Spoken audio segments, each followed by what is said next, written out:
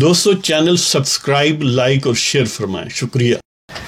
بسم اللہ الرحمن الرحیم، الحمدللہ رب العالمین والصلاة والسلام علی خاتم النبیین، اما بعد۔ پاک ویوس محمد منشا، السلام علیکم، کیسے ہیں جناب؟ بات کرتے ہیں یہ جو تفصیلی فیصلہ ہے، ڈیٹیلڈ ججمنٹ،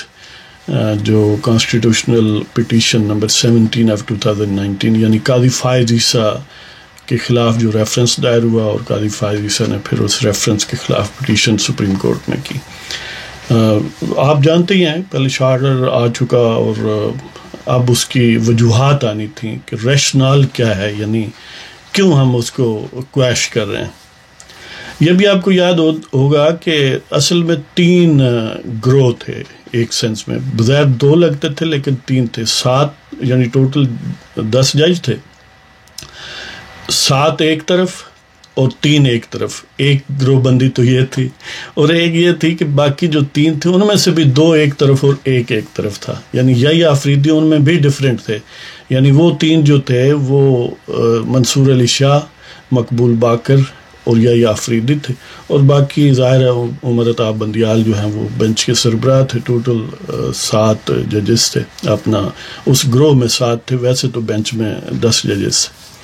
تو بہرحال نتیجہ یہی تھا کہ وہ ریفرنس کویش کر دیا گیا، ختم کر دیا گیا۔ اس کی اگرچہ وجوہات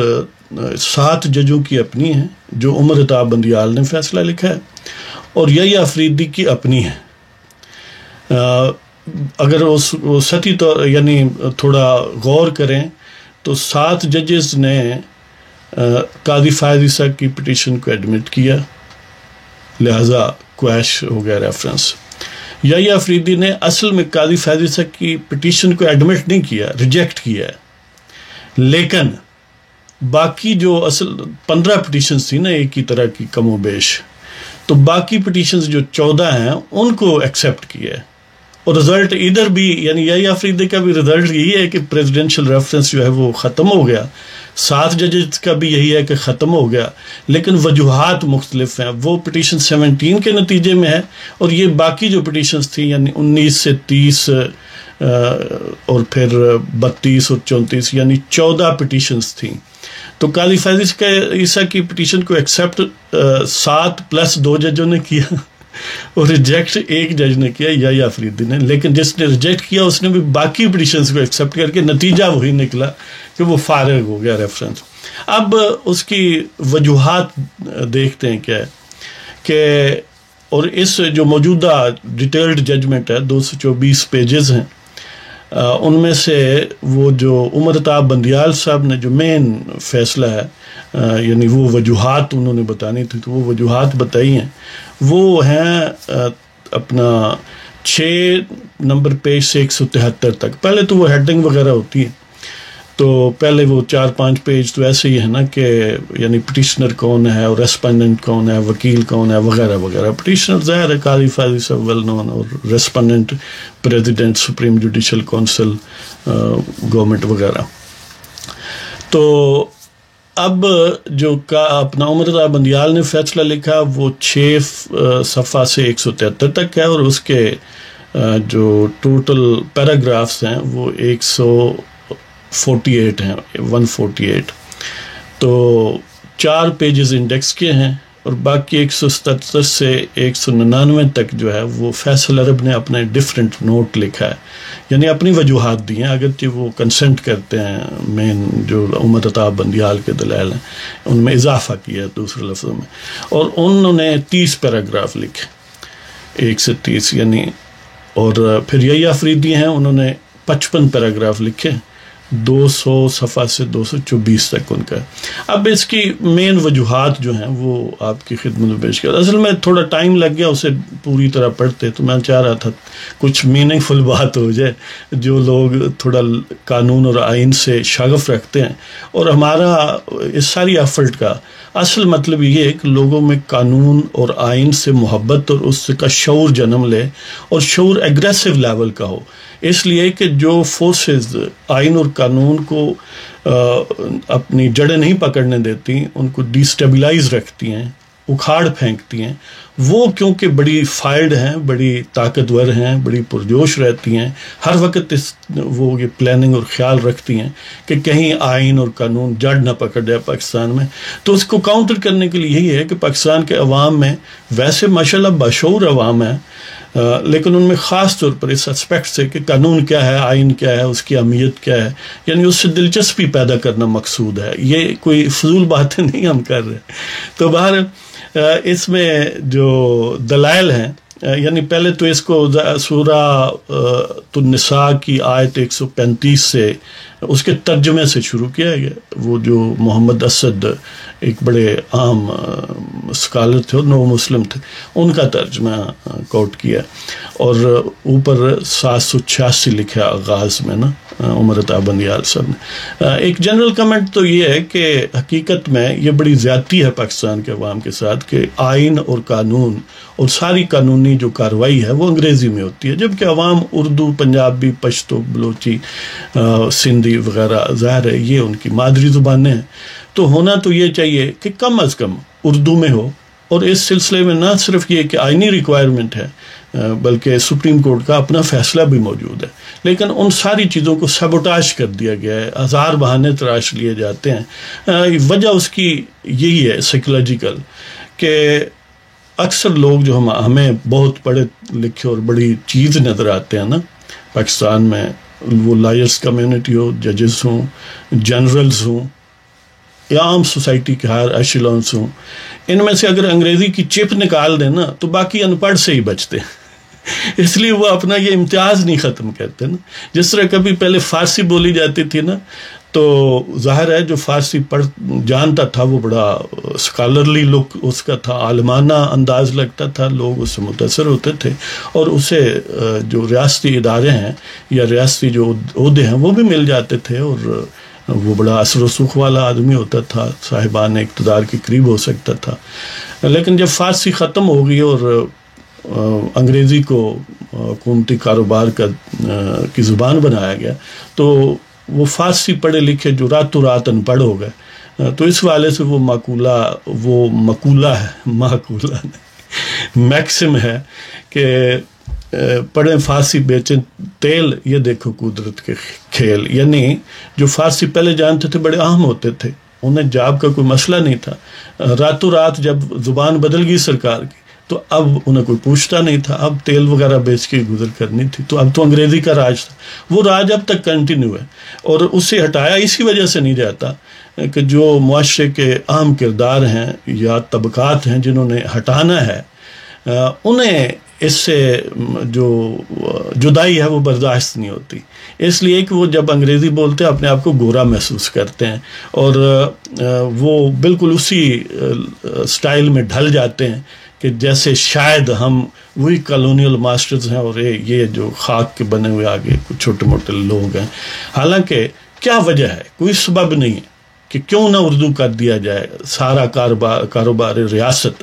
عدالتوں کا بھی اور باقی محکموں کا بھی، فوج کا بھی، لیکن نہیں کیا جاتا. پیار ہی اتنا ہے انگریزی سے. تو بہرحال انگریزی میں فیصلہ ہے. تو یہ نمبر 1 تو بات یہ ہے کہ اردو میں ہونا چاہیے تاکہ عام آدمی سمجھ سکیں.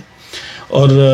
786 سے اوپر لکھا ہے تو کیا حرج تھی، پورا بسم اللہ الرحمن الرحیم لکھ لیا جاتا، اتنا مشکل بھی نہیں ہے جی. اور پھر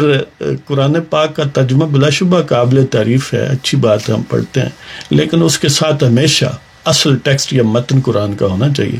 آیت اسی کو کہتے ہیں، ترجموں کو آیت یا قرآن نہیں کہا جاتا، ہاں ترجمہ بس کہہ دیں. تو وہ آیت 135 سورۃ النساء کا ترجمہ دیا گیا جو جناب محمد اسد نے کیا تھا، ریپروڈیوس کیا گیا. تو بہرحال یہ وہ جو انہوں نے یعنی سب سے پہلے تو یہ آیت آ گئی، پھر انہوں نے schedule to constitution of Pakistan جس میں اوتھ کا ذکر ہے، حلف اٹھاتے ہیں ججز، اس کا ذکر کیا ہے، پھر آئینی دفعات کا ذکر کیا، اور یہ کہا ہے کہ یعنی آزادی ہونی چاہیے ججز کو اور اسی طرح انہیں انصاف کرنا چاہیے وغیرہ وغیرہ. وہ آیت بھی اس کا بھی کم و بیش مطلب اسی طرح ہی ہے کہ جب آپ انصاف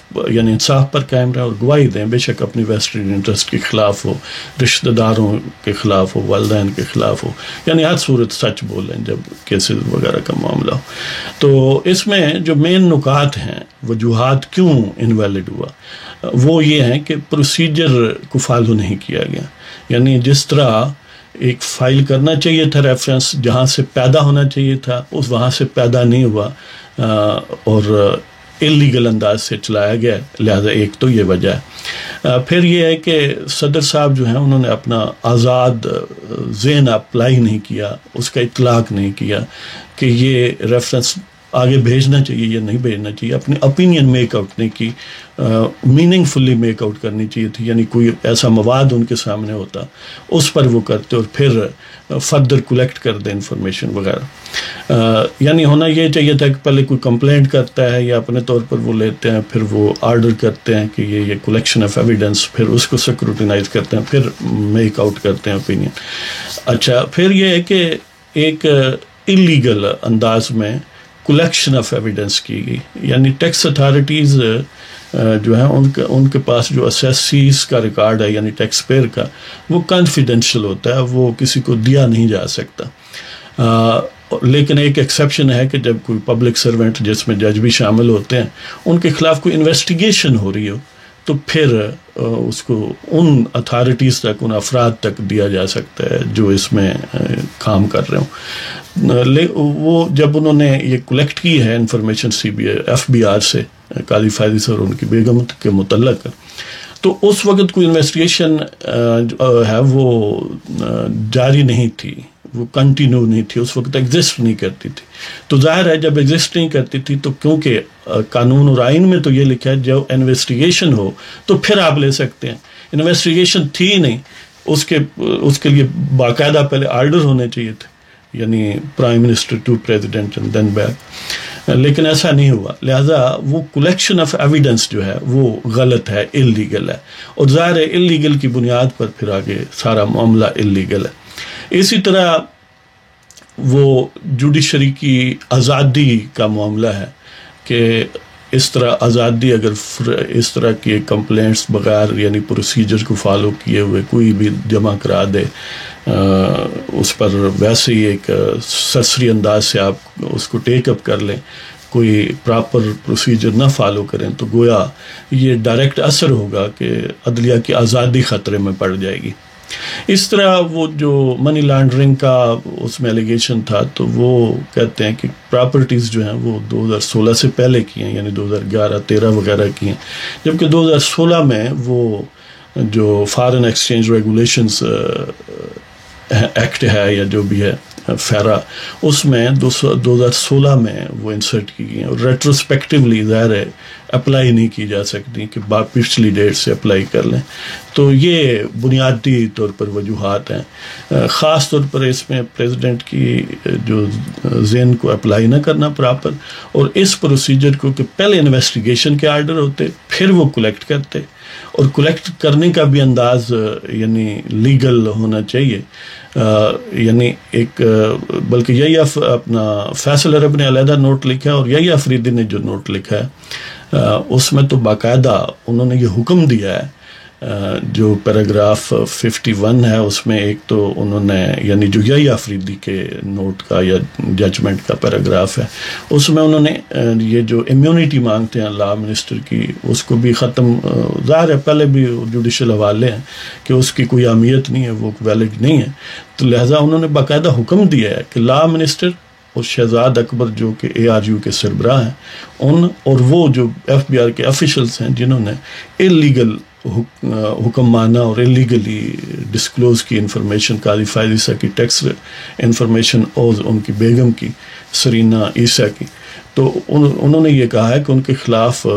یعنی 15 دن کے اندر جب یہ کمیونیکیٹ ہو جائے، ان تک پہنچ جائے فیصلہ، تو 15 دن کے اندر موجودہ چیئرمین FBI جو ہیں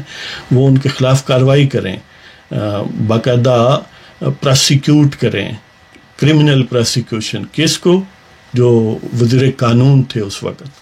اور ظاہر ہے وہی ہیں اب بھی فروغ نسیم موسٹ پروبیبلی. اسی طرح شہزاد اکبر جو ARU کے چیئرمین ہیں ان کو، اور پلس FBI کے وہ افسران جنہوں نے یہ کام کیا ہے، تو ان کے لیے یہ بڑی یعنی فیٹل اور بڑی خطرناک قسم کا حکم ہے اگر اس کو فالو کیا گیا. اسی طرح جب پریزیڈنٹ نے ایک انتہائی سینسٹیو معاملے کو جس طرح ہینڈل کرنا چاہیے تھا نہیں کیا, سستی کا اور سمجھ لیں کہ under illegal influence by the law minister وغیرہ انہوں نے وہ کام کیا. تو اخلاقی طور پر ظاہر ہے یہ حکم نہیں انہوں نے دیا, لیکن یہ کہا ہے کہ پریزیڈنٹ کی یہ غلطی ہے, تو انہیں بھی چاہیے کہ پھر استعفیٰ دے دیں, جس طرح کے بعد اپوزیشن کوارٹرز کی طرف سے ڈیمانڈ ہے. تو بہرحال یہ ہے تفصیلی فیصلہ. فیصلہ وہی ہے جو پہلے تھا, سوائے یہ کہ یحییٰ آفریدی نے اس میں یہ بات ایڈ سمجھ لیں کہ یہ پہلے اس کا ذکر نہیں تھا کہ لا منسٹر اور جو چیئرمین ARU ہے اور جو FBI کے افسران ہیں جنہوں نے ٹیکس انفارمیشن کو انلیگلی ڈسکلوز کیا ہے, کیونکہ اس وقت انویسٹیگیشن انڈر پروسیس نہیں تھی, تو لہٰذا ان کے خلاف پروسیکیوشنز ہونی چاہیے, ظاہر ہے.